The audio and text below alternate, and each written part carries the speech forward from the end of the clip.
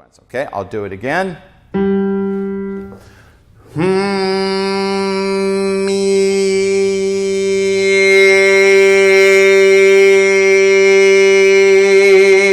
Now, if you try this, make sure that you get your jaw down and you have a bite and you're showing canines on your embouchure.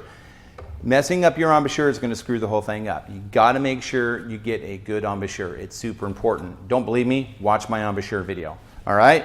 Now, the next step, the sixth step in the quack and release workflow sequence is dampening the larynx. We're going to lower the larynx subtly, not dump it, but subtly lower the larynx, and in doing so, we're going to increase the resonant space in the vocal tract. That is to say, the open resonant space, above my vocal folds, in my pharynx, in my resonant cavities. That whole space gets a little bit more open when I lower my larynx. I get more resonant space. And like any instrument, when you increase the resonant space, you get a darker, warmer overtones.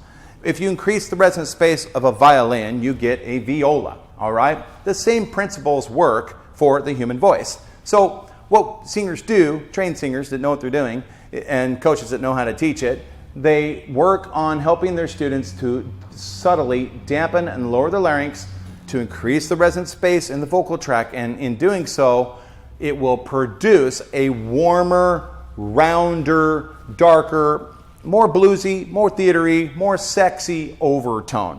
Okay? In particular, it will tune your formant to a very strong F1H2 tuning.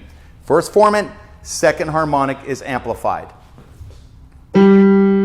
Listen how, as I lower and dampen my larynx, the color, the sound color of the sound becomes warmer, rounder, more bluesy, more theatery.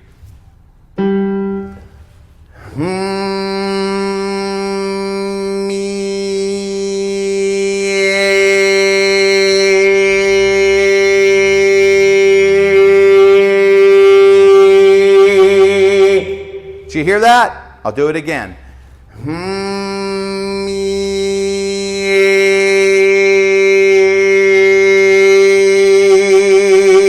When I dampen my larynx and get that rounder, warmer, bluesier overtone, in effect, I have tuned my formant. Tuning your formant is a very important thing. Advanced singers, advanced students of technique, and great voice coaches work with their students and teach them how to tune the formant, okay? By the way, if you're not dampening your larynx, if you don't learn how to get your larynx down, it doesn't matter what else you're doing in your techniques, you're probably going to have a very high risk of sounding like a duck. Your overtones will your formant tuning will be too bright because you don't have the space inside the vocal tract increased. Now, in particular, in regards to this larynx dampening and getting rounder, warmer overtones, everybody needs to learn to tune the formant like this, men and women. But I will say, women, ladies out there, you run a slightly bigger risk of sounding like a duck, of sounding too quacky if you don't learn to lower your larynx and increase the resonant space in your vocal tract. Simply because the vocal tract for women is smaller than men. So you have a higher risk of amplifying higher harmonics in your formant, in your sound color, and as you go higher in frequency, many of you well know, you begin to sound like a choking, quacking duck. So if you want to stop sounding like a duck, all of you, men and women, one of the things you must do is learn to dampen your larynx and tune your formant. So then, one more time, my quack and release onset workflow sequence all the way through to the formant tuning.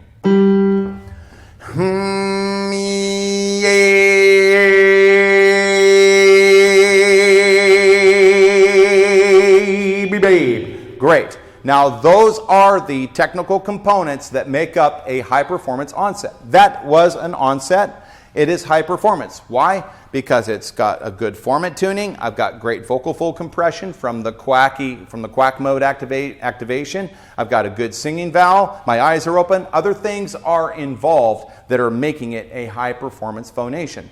Now, Once you have crafted this high performance onset, you have all the balance, beauty, and integrity put together, then what we do in TVS is we then take that beautiful onset and we put it on the move. We put it on the move with Sirens. All of that balance, beauty, stability, and integrity that you crafted and shaped and calibrated and tuned at the onset then is put on the move. And the training then becomes, the game, so to speak, becomes how can you maintain the tuning and the calibrations as you push that phonation through the chaos of changing frequency. Now what that means is as I sing a higher note, okay? As we begin to go higher in frequency, all of that beautiful tuning wants to crap out.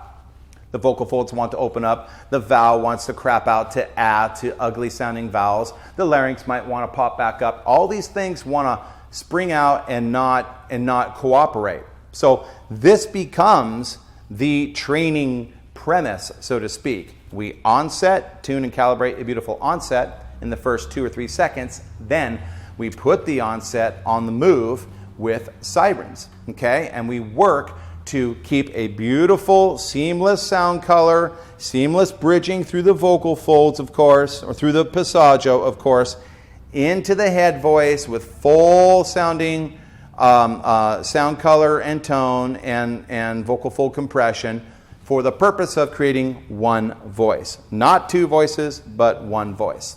So now I will perform for you the quack and release onset with the sequence I just demonstrated for you to make sure everything's calibrated and tuned, followed by a slow and controlled octave siren. I will phonate from G3 to G4, which will put me squarely right through my vocal break, my vocal passaggio, the hard stuff. Here we go. But it won't be quite so hard because my onset is good.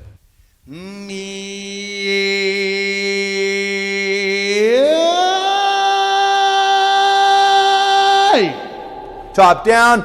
Hey!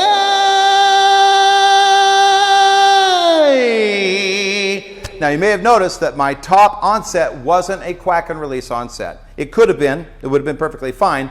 But I chose to use another one of the specialized onsets that we talk about and train in TVS called the wind and release onset. Coming in with an open glottis and a windy hey. Okay, I'm going to do this again.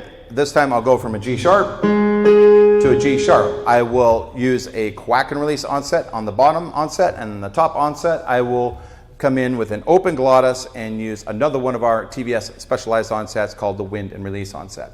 Which, by the way, the wind and release onset kind of helps remove constriction on high notes, guarantees a good deep heady placement, and also engages the respiratory system well. Gets your arpeggio game on. Here we go.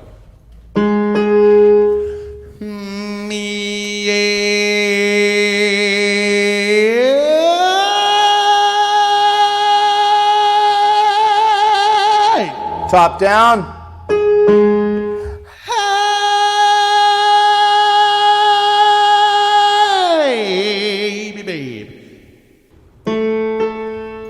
From A3 to A4, quack and release onset at the bottom, wind and release onset at the top.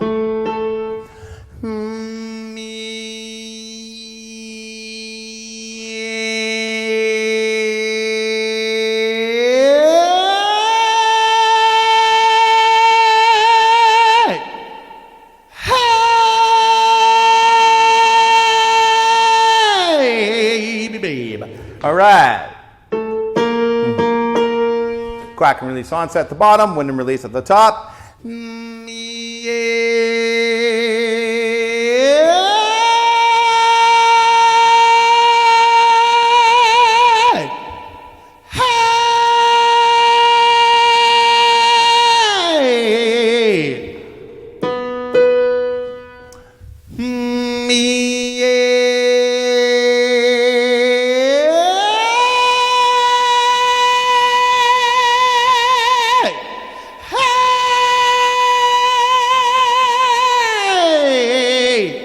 All right, so that is a demonstration of onsets and sirens but not just any onset, not just any siren, but when you break down the anatomy of an onset and you have at your disposal specialized onsets that can teach you how to get the body and the muscle memory coordinated, calibrated, balanced, and acoustically tuned, then whatever follows will also reap the benefits of that onset.